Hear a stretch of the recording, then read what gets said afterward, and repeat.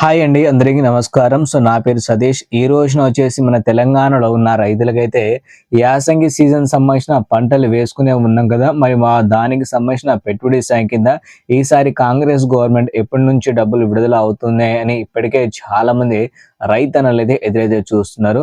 మరి మన తెలంగాణలో 9 రోజుల్లోనే 9,000 కోట్ల రూపాయల వరకు అయితే డబ్బులు విడుదల చేస్తానని చెప్పిన సీఎం గారు రేవంత్ రెడ్డి గారు ఇప్పటి వరకు 9 రోజులు కాలేదే అని ఇప్పటికే చాలా మంది రైతులు అయితే మాట్లాడుకున్నారు.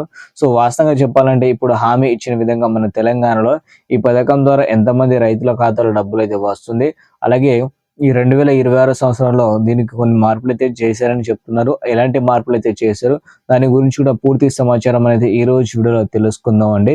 వీడియోని కాస్త మీరు లాస్ట్ వరకు చూడండి. కొత్తగా చూస్తున్న రైతులు ఎవరైతే ఉంటారో తప్పకుండా వెళ్ళి మన ఛానల్ అనేది సబ్స్క్రైబ్ చేసుకోండి అండి. చాలా మంది సబ్స్క్రైబ్ చేయకుండా వీడియో చూస్తున్నారు.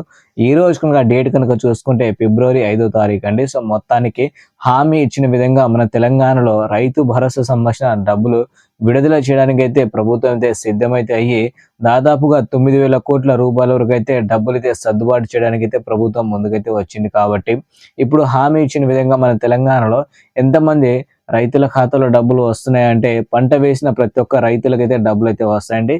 పట్ట పాస్ పుస్తకం ఉన్నా సరే పంట వేసిన వారికి మాత్రమే డబ్బులు అందచేయడానికి అయితే మన రాష్ట్ర ప్రభుత్వం ముందుకైతే వచ్చింది. కాబట్టి మీలో కూడా ఎవరైతే రైతులైతే ఉన్నారో పంట వేశారా లేదో ఒక్కసారి కామెంట్ రూపంలో చెప్పండి.